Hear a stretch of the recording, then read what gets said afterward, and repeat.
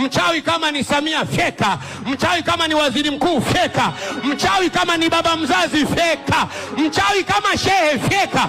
Unayo mamlaka ya kuwafyeka wachawi wa familia yako. Na leo ni leo. Leo wanafekwa. Piga kelele, fyeka. Anakwenda namna hiyo. Na wewe umepewa nini? Mamlaka. Unanielewa sasa? Na wewe umepewa nini? Mamlaka. Juu ya nani? Juu ya pepo, wachawi, magonjwa, vibwengo, majini, laana, mikosi, balaa, kukataliwa, kufukuzwa, wanga wote, nyau wa kichawi, popo wa kichawi, ndege wa kichawi, fisi wote, waganga wote.